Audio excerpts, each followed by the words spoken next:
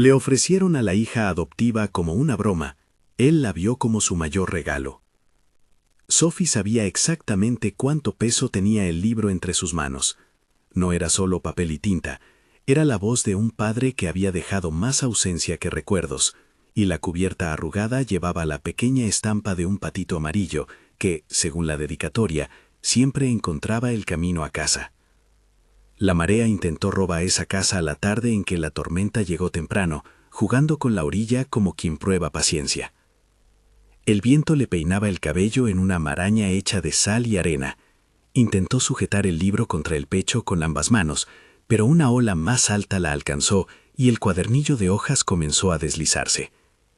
Sophie maldijo en voz baja, una palabra que sonó menos a rabia que a súplica, y cuando estiró la mano, una figura apareció en la espuma, una mano firme, masculina, sin vacilar, que atrapó el libro justo antes de que una ola decidiera la historia.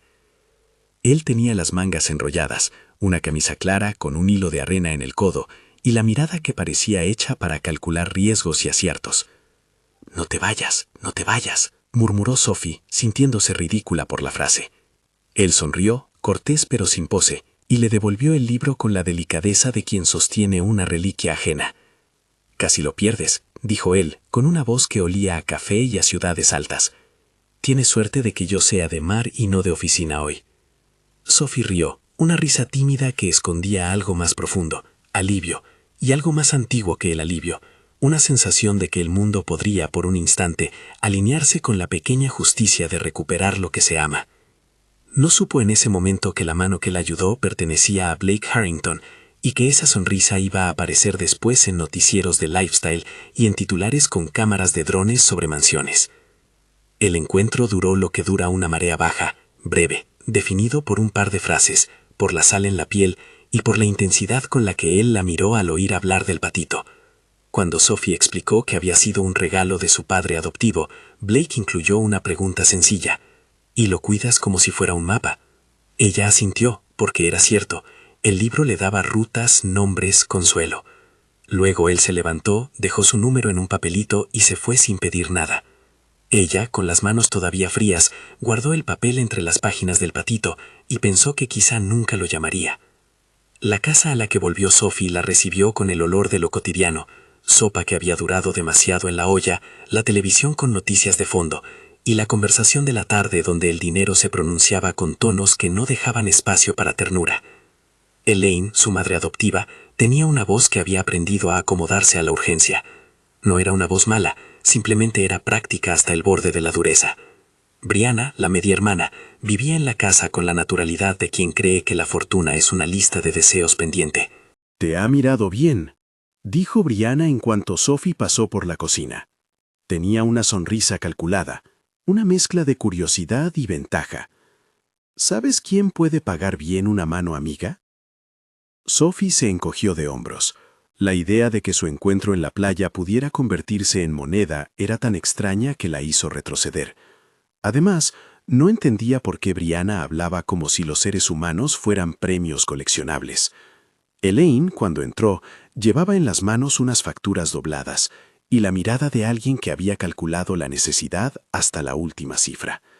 Se acercó a Sophie con la ligereza de quien pone una solución sobre la mesa. «Escuché que había un programa», comenzó Elaine, tanteando. «Un concurso o algo así.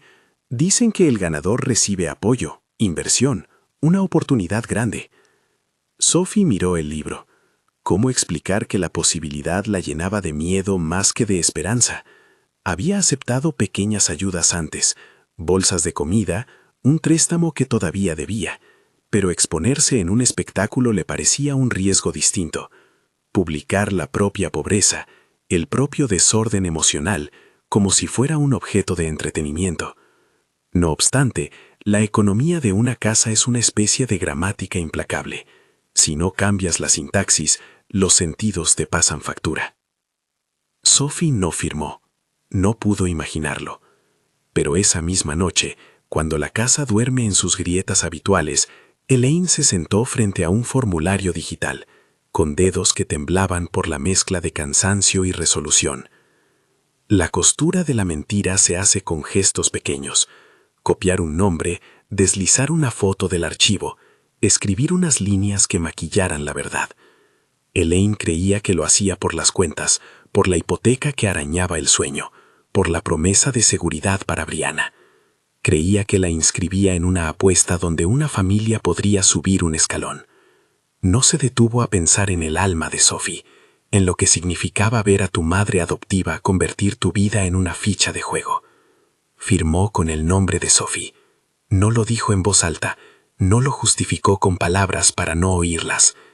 Mientras firmaba, un punto de la infancia en Sophie se iluminó en la memoria.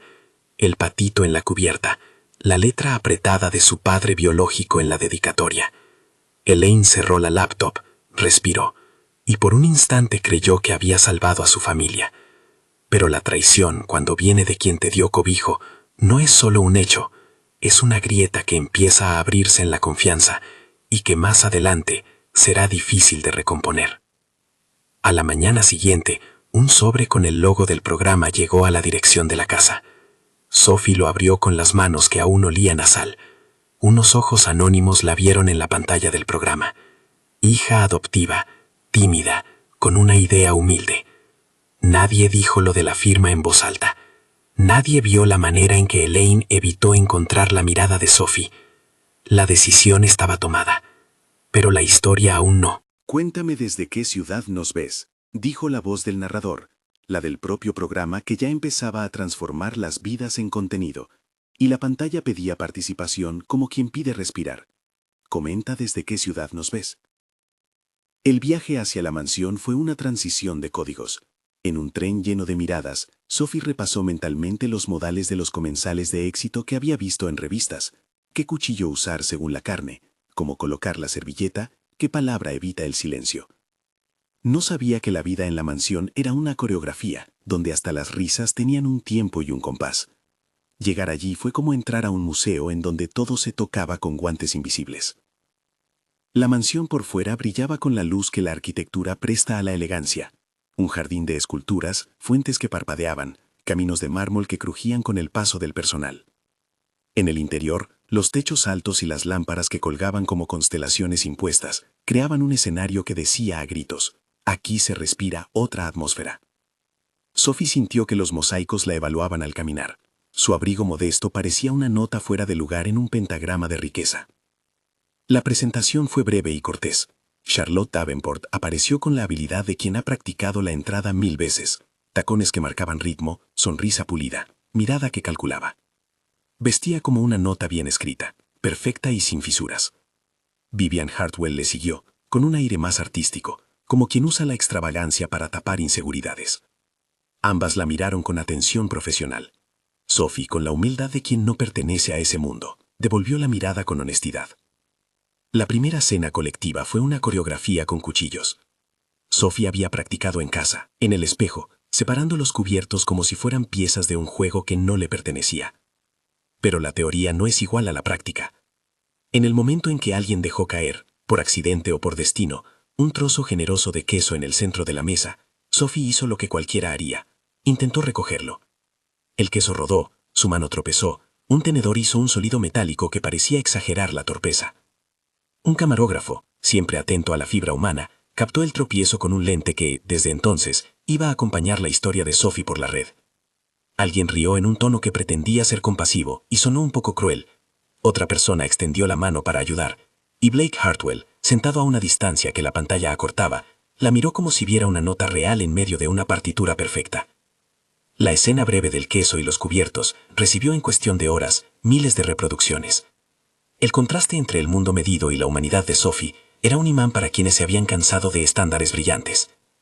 Blake no buscaba drama, buscaba ver qué había detrás de aquello que la gente llamaba auténtico. En su oficina, horas después, vio los clips mezclados con reportes financieros. La casa de producción le mostraba la estadística. Engagement por subidas emocionales, 72%. Para ellos, era un número. Para Blake, cuando miró otra vez el vídeo en un monitor, fue una sensación desconcertante. El foco en la mano de Sophie que recogía el libro del hombre en la playa. El gesto de timidez con el queso. El modo en que sus ojos se apartaban cuando alguien la alababa. Había cosas que el dinero no pulía. Había asimetrías que le interesaban como empresario curioso. En cámara, Charlotte presentó una propuesta de proyecto que sonaba a plan de consultora. Colaboración con editoriales, fórmulas para crear clubs de lectura premium, paquetes de eventos con patrocinadores. Todo medido, todo con proyección y retorno claro. Vivien propuso un enfoque más de imagen, celebridades firmando libros, eventos exclusivos y donaciones como estrategia de branding. Sophie, cuando llegó su turno en la ronda de ideas, habló de otra manera. Habló de cajas de cartón con libros usados, de niños que no tenían un sitio para leer, de dejar pasar un volumen con una nota escrita por alguien que lo había amado. No ofreció datos, no ofreció ROI, ofreció historias. La sala se llenó de ese silencio que tiene la capacidad de penalizar la ingenuidad o de premiarla con sorpresa. Blake, que había visto muchas presentaciones en su vida, sintió la sinceridad de Sophie como un golpe de aire fresco. No era una estrategia, era un deseo que sonaba como una promesa. Pequeño, pero verdadero, pensó, recordando la tapa gastada del patito que ahora Sophie llevaba en su bolso como si fuera un talismán.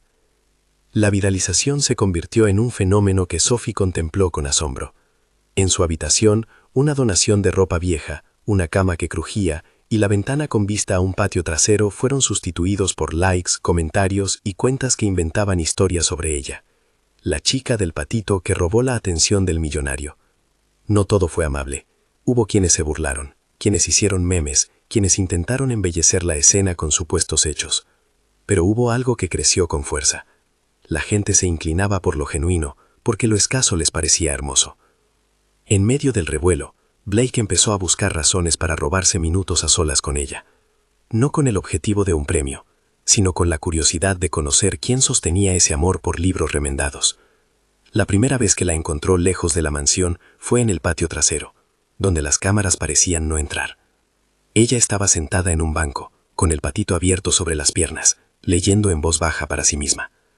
Blake se acercó con la naturalidad de quien ha tomado la costumbre de mirar de reojo a algo que le interesa. Sencillo, sin grandilocuencias. ¿Te molesta que me siente?, preguntó, como pidiendo permiso para invadir un territorio que no era suyo. Sophie negó con la cabeza. Hablaron sin prisa, como quien comparte un trozo de un mapa. Le contó de su padre adoptivo que le regaló el patito, cómo sus manos sabían dibujar mapas invisibles para encontrar refugios en la ciudad. Él, a su vez, reveló porciones cuidadosamente escogidas de su mundo.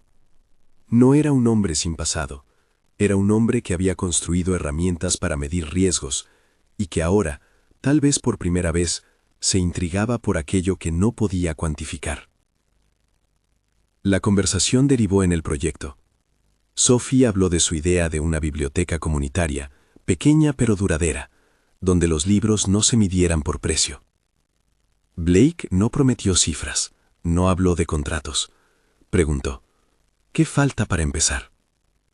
Ella respondió con la simplicidad de quien ha pensado en hacerlo 1000 veces pero nunca ha tenido recursos. Sitio, libros, alguien que sepa administrar. Él escuchó, y no prometió, pero dejó caer una pregunta que más que pregunta era un gesto. ¿Te gustaría que te acompañe con algo de eso? Sophie apartó la mirada. La oferta sonaba a un regalo que requería pagar con algo que ella no tenía, reciprocidad. Una historia en la que sería obligada a dar más de lo que podía. Había, sin embargo, un brillo en la propuesta que no provenía del dinero sino de la compañía. Blake se notaba genuino, no porque las cámaras lo dictaran, sino por cómo se le suavizaban los ángulos cuando hablaba de lecturas para niños. Esa noche, mientras la mansión respiraba luces y confidencias, Elaine se sentó frente a la tele en la sala pequeña de la casa de Sophie. Vio a su hija en pantalla, esas manos que no eran suyas, esa persona que había criado y que ahora era una ficha de un juego, y sintió con la misma intensidad con la que había tomado la decisión de inscribirla una punzada de triunfo. No porque apreciara la exposición pública, sino porque la idea de una balsa económica la acariciaba con promesas de seguridad para Brianna y para ella. Había capas en Elaine. La urgencia económica era real, pero también lo era un deseo de competir, de no quedarse atrás. Es difícil saber dónde termina el amor y dónde empieza la posesión cuando una familia ha vivido de recursos escasos. Elaine había cruzado un límite. Lo justificó con explicaciones que se hicieron pequeñas confidencias para sí misma. Esa noche, revisó de nuevo los documentos que había enviado y en la luz azul del televisor creyó ver la imagen de su hija como una inversión necesaria. No fue consciente en ese momento de que acaso ese gesto sembraría semillas de ruptura más profundas que cualquier factura impagada. Mientras tanto, en la red de la mansión, los comentaristas analizaban la química entre Blake y Sophie. Algunos lo llamaban el encuentro de dos mundos, otros dibujaban teorías sobre estrategia. ¿Sería la inclusión de Sophie parte de un plan para humanizar la imagen del millonario? Sophie, por su parte, lo vivía como una respiración nueva, la posibilidad de que alguien con tanto poder pudiera ver la verdad pequeña en lugar del brillo, le producía a la vez miedo y una curiosa esperanza. La noche terminó con un cierre que, para la producción, parecía perfecto, una escena íntima, filmada desde lejos, de Blake entregándole a Sophie una rosa blanca. No fue premeditado, fue un gesto que él impulsó sin pensar en cámaras. La rosa blanca, símbolo de cosas puras y a la vez de promesas que aún no tienen nombre, quedó entre sus manos. Sophie la guardó como quien guarda una llave que aún no sabe para qué puerta es. Y así, mientras la comunidad virtual celebraba, se burlaba o especulaba, y la mansión seguía su ritmo de apariencias y verdades, un hilo invisible comenzaba a moverse. La inscripción de Sophie tenía un origen que no había sido del todo transparente, pero esa noticia todavía no había llegado a las mesas correctas. Nadie, aparte de Elaine, había pensado en la posibilidad de que la falsedad tuviera consecuencias. Nadie, aparte de Sophie, había sentido que un libro gastado podía convertirse en un testigo incómodo de una elección que estaba por estallar. La historia avanzaba con la lentitud de los grandes relatos, encuentros que cambian la suerte, decisiones que recalculan destinos. Sophie, aún con el patito entre las manos, notó que algo en su vida había dado un giro. No sabía, sin embargo, que la ola que la había salvado en la playa continuaba en la otra orilla, y que en la orilla opuesta la marea podía traer tanto regalos como preguntas que exigirían respuestas. La ola que había traído el encuentro no se detuvo en la playa, siguió rodando en las costas de la mansión y en las redes como una estela imposible de ignorar. En la mañana siguiente a la entrega de la rosa blanca, los productores decidieron montar una actividad que prometía buen contenido, un pasillo de antigüedades en el salón principal, donde cada candidata debía contar una anécdota relacionada con un objeto escogido de entre piezas donadas. Era un juego de exposición, pero también un escenario perfecto para que la ternura de Sophie se volviera una narrativa viral. El salón olía a madera pulida y perfume caro. La luz rebotaba en los candelabros como si cada chispa fuese un reflector. Por un instante, Sophie sintió el peso de todos los ojos, cámaras externas, cámaras internas, las miradas condensadas en las sillas de los jueces, y volvió a imaginar las manos de su padre adoptivo sosteniendo el patito amarillo. Con cuidado, sacó el libro de su bolso y lo presentó sin adorno, sin estrategia. Habló de páginas remendadas, de dedicatorias que no caben en el tiempo, del olor de papel viejo que para ella era como un atlas de pequeñas certezas. La cámara, otra vez, encontró ternura. El clip empezó a moverse por la red con la misma insistencia de una marea. Pero en el fondo del salón, donde las cámaras no miraban tanto como los susurros, Charlotte Davenport vio una oportunidad y en su cálculo trazó una línea que creyó inevitable: empujar a Sophie un peldaño más abajo en la coreografía del concurso. No fue un plan cruel de novela, fue una decisión que nació de miedo mezclado con ambición. Vivian, por su parte, miró la escena con una teatralidad medida. Para ella todo era temporal, todo era imagen. No tardó en suceder lo que para la audiencia sería una escena casi cinematográfica. Un jarrón de cristal, alto y antiguo, colgó sobre una mesa lateral, en una ubicación que en teoría era inofensiva. En un momento de distracción general, el jarrón cayó, un estruendo de vidrio roto que cortó la conversación como un silencio abrupto. La pieza se hizo añicos sobre el mármol, y durante un soplo, la imagen que la cámara congeló fue la de Sophie, con el libro en las manos, sobresaltada junto a las esquirlas. Entre el público hubo un murmullo. Alguien murmuró accidente con alivio, otros con sospecha. La producción cortó en directo por unos segundos mientras el equipo de cámara rebobinaba la toma. Cuando revisaron el metraje de las cámaras de seguridad que cubrían el pasillo lateral, aparecieron detalles que no cuadraban. Un hilo apenas visible, tensado entre una repisa y el borde del jarrón. En los planos de cámara lenta se notó la torsión, la manera en que la pieza fue empujada con una intención medida. Al ampliar la secuencia encontraron el hilo de nylon, casi transparente, todavía sujeto a un saliente. La fotografía que la producción guardó para los archivos mostraba el vidrio roto, y en el suelo la hebra como un rastro de evidencia. Llegaron las preguntas a la mesa de producción. ¿Quién había manipulado el jarrón? La respuesta fue prima facie, y para muchos, lógica. Charlotte, que había sido vista cerca del pasillo minutos antes, se convirtió en la principal sospechosa. En una entrevista privada con los productores, la muchacha trató de explicar, con voz tensada, que había ido a mirar un marco y que el hilo podía ser de una instalación previa. Pero la evidencia visual era clara. La cámara había registrado la mano de alguien que, con una rapidez práctica, soltó el hilo. Charlotte no estaba preparada para una acusación que mezclaba intencionalidad y patrocinio. En cuestión de horas la producción tomó una determinación que buscaba calibrar justicia y espectáculo, la expulsión de Charlotte del programa.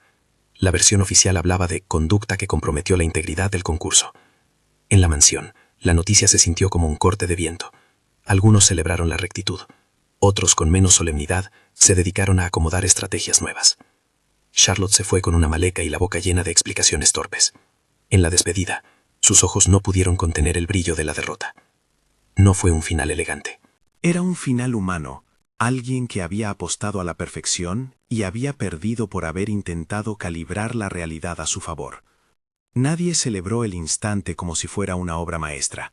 Se habló más bien del coste de la carrera por la cima. Vivien observó la escena como quien estudia qué jugada quedaba disponible para sobrevivir en el tablero. Mientras tanto, la historia que Trueque el Jarrón puso en marcha otra máquina menos espectacular, pero más decisiva. La investigación de antecedentes que la producción realiza, por protocolo, antes del Gran Premio. En un despacho con paredes de vidrio, el equipo legal comenzó a revisar documentos, currículos y firmas. Lo que hallaron no fue un error de tipeo, ni una omisión inocente. Fue una firma digital que, al cruzarla con los registros, mostró inconsistencias. El nombre consignado en la aplicación no coincidía exactamente con la escritura a mano de Sophie en otros documentos. Más aún, la dirección IP desde la que se había enviado la solicitud y cargado material adicional se trazó hasta la ciudad donde vivía la familia de Sophie. Los ejecutivos, acostumbrados a problemas de imagen, pidieron prudencia. El departamento jurídico tomó notas y recogió pruebas. La evidencia técnica fue sencilla en su explicación. El formulario había sido completado y firmado por un tercero. Cuando confrontaron a Elaine en la que entonces era su casa, la noche tenía esa luz azulada que vuelve más claras las verdades o las mentiras. Ella tardó en contestar, no porque la pregunta fuera ambigua, sino porque la culpa se anudaba en la garganta como una piedra. Al principio declaró que todo era un malentendido, que había ayudado a Sophie a subir el material, que habían hablado del programa juntas, que la prisa la había vencido. Pero cuando el equipo legal mostró el rastro digital, la posición se hizo insostenible. Elaine rompió en silencio, como se rompen las cosas que han sido forzadas a sostenerse demasiado tiempo. Admitió que había pulsado enviar con el nombre de su hija, que había subido fotos y completado secciones que ella misma había escrito. Dijo que lo había hecho por miedo, por la hipoteca, por una voz que le repetía que la familia merecía seguridad. Dijo también que había creído en algún arrebato de desesperación que estaba salvando a todos. No dijo que buscaba humillar, ni que pretendía que Sophie sufriera. Su explicación fue más pobre, y por eso más humana. Había querido comprar una oportunidad para su familia.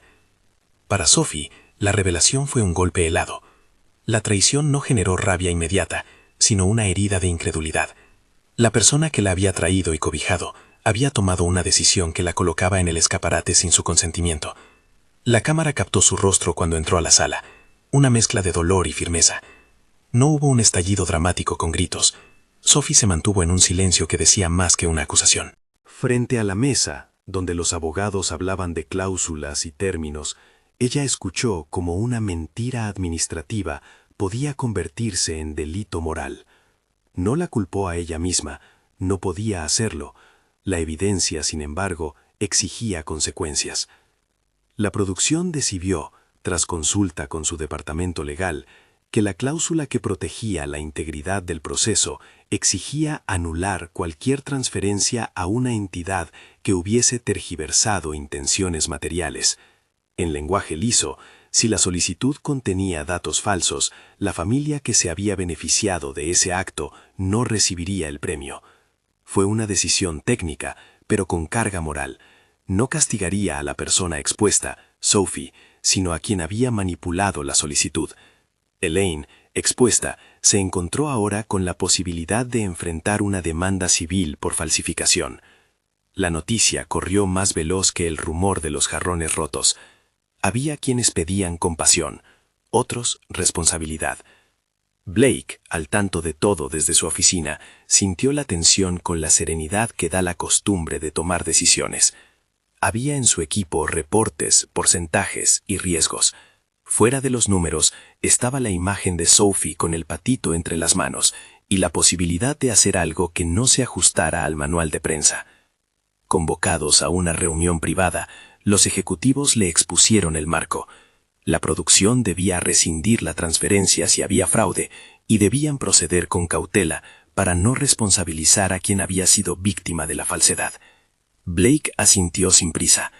En su mirada había otra evaluación, no de la marca, sino de la persona que había mostrado una sinceridad que no se compra. La ley es la ley, dijo uno de los abogados, y esto puede derivar en un acuerdo, en una sanción. Blake pidió unos minutos solo. Caminó hacia la ventana de su despacho y miró la ciudad, como si buscara en el horizonte una respuesta que no estaba en los contratos. Después se volvió hacia el equipo y dijo una frase que, para muchos, sería el verdadero giro de la historia. No voy a castigar a la chica, pero no aceptaré que el premio vaya a quien lo obtuvo por una falsedad. Hay maneras de reparar sin exhibir. Quiero que la producción y el departamento legal trabajen para que los recursos terminen en manos de la persona que verdaderamente tiene el proyecto. La frase de Blake no fue una decisión emocional sin límites. Pidió que la transferencia original a la familia fuera detenida y que mediante un proceso transparente se ofreciera a Sophie la posibilidad de recibir apoyo directo para concretar su biblioteca. Pidió también que la producción hiciera público el hecho de la falsificación con un tono responsable y que ofreciera disculpas a Sophie por haberla expuesta sin su pleno consentimiento. No buscó el espectáculo de la condena. Dejó en cambio una puerta abierta para una reparación tangible. Los abogados reemplazaron términos abstrusos por pasos concretos. Auditabilidad del proceso, mediación para evitar un juicio público y un plan de aporte financiero a nombre de Sophie para su proyecto. Ellos redactaron un acuerdo. La producción y la compañía vinculada al premio anulaban el pago a la familia por la falsedad. Ofrecían los fondos previstos, pero bajo condiciones claras. Que Sophie aceptara ser la beneficiaria directa, que la administración de los recursos quedara a cargo de un fideicomiso con representantes comunitarios, y que parte de la suma se destinara a cubrir cualquier reparo por la acción delictiva de Elaine. Además, la producción se comprometía a financiar la logística de la apertura de la biblioteca como una manera de resarcir el daño simbólico. Cuando Sophie recibió la propuesta, no fue con júbilo inmediato, ni con sensación de rescate. Preguntó a su abogado qué implicaba aceptar: autonomía, responsabilidades administrativas, involucramiento público. No quería ser moneda de cambio, ni ser un trofeo. Quería que los libros llegaran a los niños de su barrio. La decisión la tomó con la misma firmeza con la que había sostenido el patito aquella tarde en la playa. Aceptó el apoyo, pero pidió que el proyecto fuese conducido por ella y por la comunidad. La producción aceptó. Era la única manera de transformar el error en un resultado con sentido. Elaine, por su parte, enfrentó consecuencias que no fueron únicamente legales. La familia recibió llamadas de vecinos, miradas complicadas y, en la prensa más sensible, preguntas dolorosas sobre la moral de quienes traicionan el vínculo de confianza. En privado, Elaine cobró un precio de soledad que la obligó a mirar sus actos sin la niebla de la justificación. No fue una caída de novela, ni una redención instantánea. Fue un proceso de confrontación consigo misma. Hubo quien la aborreció, hubo quien la invitó a reparar. Con el tiempo, y solo después de aceptar la responsabilidad legal, un acuerdo que incluía el pago de una indemnización simbólica y trabajo comunitario, comenzó a buscar formas de enmendar el daño. Al principio tímida, más tarde con acciones concretas, se acercó a la biblioteca no como dueña, sino como voluntaria, levantando estanterías, clasificando donaciones, limpiando polvo. La reparación no anuló la traición, pero le ofreció a Sophie una forma de observar el arrepentimiento sin convertir el perdón en algo automático. En medio de esa trama legal y emocional, Blake y Sophie se fueron conociendo en pliegues que las cámaras no siempre capturaban. Sus encuentros continuaron siendo tranquilos, paseos por la playa en la madrugada, conversaciones sobre libros favoritos, la manera en que Sophie doblaba las esquinas de los mapas interiores que cada libro le daba. Había en Blake una tendencia natural a proteger lo que veía como frágil. En Sophie, una firmeza forjada por años de necesitar sostenerse con sus propias manos. La relación no fue declamación de amor de película instantánea, fue una construcción donde ambos aprendieron a ser transparentes. Él explicaba sus miedos, la soledad que arrastra el poder. Ella hablaba de la oportunidad de transformar el dinero en algo con impacto real. En la intimidad, lejos de reflectores y comentaristas, intentaron con cautela responder la pregunta más sencilla. ¿Podían ser compañía sin que una deuda económica determinase en su afecto? El proyecto de la biblioteca se llamó Little Duck Library, un nombre que surgió entre Sophie y unos niños del barrio que habían dibujado patitos en cartulina y habían colado por las rejas. El lugar que eligieron no fue un local ostentoso, sino un espacio prestado por la municipalidad en el corazón de la comunidad, una sala con ventanas que daban a un parque, paredes que necesitaban pintura y estanterías viejas que pedían manos. Blake no impuso diseño corporativo, pagó por las cosas necesarias: arreglar el techo, comprar mesas resistentes, contratar a una bibliotecaria con experiencia en proyectos comunitarios. Sophie eligió la curaduría de los libros, pidió donaciones de hogares cercanos, escuelas y editoriales que se sumaron sin grandes contratos, movidos por la verdad simple del proyecto. La apertura del Little Duck fue un día de sol en el que la brisa repartía hojas sueltas como invitaciones. Los niños que asistieron trajeron libros viejos, recortables y marcadores de colores. Los vecinos, un pastel o un sándwich. Entre las manos de Sophie, el patito volvió a ser centro. La dedicatoria de su padre adoptivo apareció en una placa pequeña junto a la estantería infantil. La prensa local vino con cámaras, pero en el segundo plano. La emoción principal residía en las voces que pedían prestados libros por primera vez. Blake estuvo ahí sin postureo, ayudando a subir cajas, conversando con un niño sobre su personaje favorito.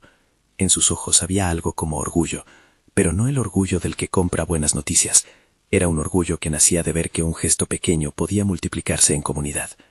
El día de la apertura, la placa en la oficina de Blake, que hasta entonces había permanecido discreta en un escritorio de mármol, recibió una foto pequeña, una imagen del libro del patito enmarcada con una inscripción en inglés que decía «For my Sophie». No fue un alarde, fue una promesa a la vista. Sophie la vio y sintió esa mezcla de pudor y calidez que trae la atención sincera. A la distancia, algunos críticos dijeron que era un gesto teatral, pero entre las manos de los niños, los libros eran reales, y la escena, inapelable. En la vida pública, la producción expuso con prudencia los hechos, la falsificación de la solicitud, la decisión de anular el pago a la familia y la reasignación de fondos para la biblioteca. No hubo show de castigo, sino un comunicado mesurado y una campaña de donación que acompañó el proyecto. Algunos espectadores protestaron, otros aplaudieron. Lo cierto es que, en el barrio donde Sophie había crecido, los recursos llegaron. No como una panacea que corrige todo. Las deudas seguían ahí, las incertidumbres persistían. Pero la biblioteca abrió una puerta, la posibilidad de que las historias circularan y encontraran manos que las necesitaran. La relación entre Sophie y Blake continuó su curso, entre encuentros cotidianos y decisiones serias. Hablaron de futuro no como promesa de riqueza, sino como planes concretos. Cómo equilibrar el tiempo, cómo conservar la autenticidad en un mundo que siempre exige una foto perfecta. Sophie dejó claro que no quería ser decorado de un despacho ni motivo de un titular. Quería ser parte, con libertad, de una vida compartida que respetara su historia. Blake aceptó esos términos, y en ese acuerdo cimentaron una forma de intimidad que no borraba sus diferencias, sino que las transformaba en terreno común. La boda se acordó en la sencillez, una playa al atardecer, la misma playa donde el mar le había devuelto el libro a Sophie. La lista de invitados fue corta: familia, vecinos, algunos colaboradores del proyecto y amigos. Las flores fueron blancas, sobre todo rosas blancas que Blake le daba sin pensar en cámaras, sino como gesto. Sophie eligió un vestido simple, que le permitía caminar por la orilla sin pretensiones. Blake llevó una camisa clara, la misma paleta que, años antes, había puesto al cruzar por la orilla y ayudarla con el patito. No hubo ostentación.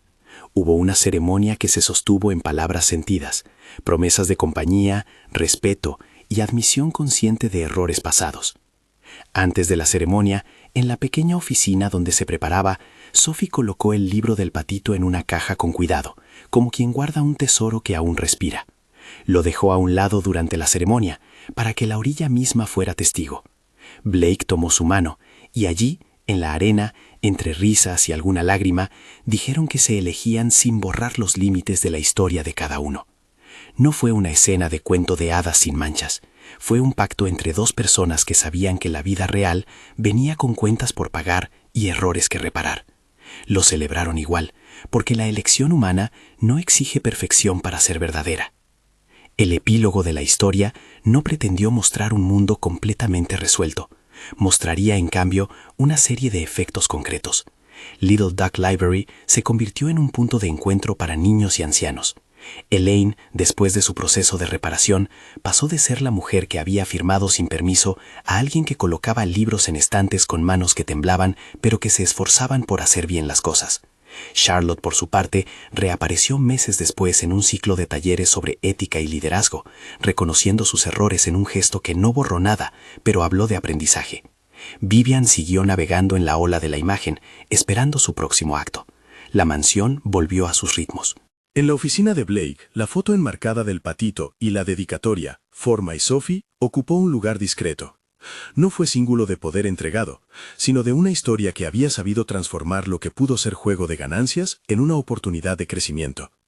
Sophie, al ver esa foto, reconocía no solo al hombre que la había acompañado, sino a una decisión pública tomada en favor de la autenticidad, la elección de un ser humano sobre la lógica impersonal del espectáculo. Los niños de la biblioteca, cuando la tarde caía y las sombras alargaban las estanterías, se reunían alrededor de Sophie como en un rito pequeño. Ella les leía el patito, y en cada lectura los ojos se iluminaban por la posibilidad de ser otra cosa, por el poder de las historias que enseñan a volver a casa. La biblioteca no borró las fragilidades de la comunidad, pero creó un tejido donde las palabras podían encontrarse con quienes las necesitaban.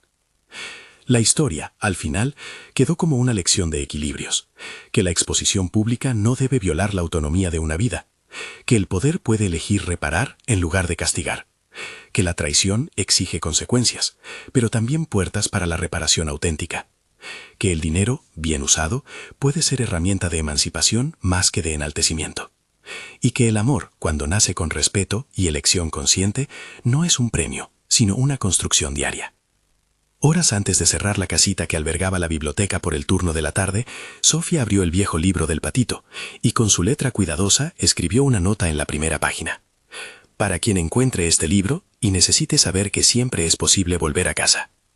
Lo colocó en la estantería infantil junto a otros tomos remendados. Cuando Blake llegó, la encontró allí, con niños a su alrededor, y le ofreció una rosa blanca, sin cámaras, solo porque le parecía que había algo bueno en repetir gestos sencillos. La vida siguió con sus pliegues. Hubo facturas por pagar, reuniones con la junta de la biblioteca, notas legales que todavía requerían atención. Pero al mirar atrás, a la orilla donde todo comenzó, Sophie comprendió que el momento decisivo no fue la oferta ni el titular. Fue la decisión de no dejar que su voz se perdiera entre las olas.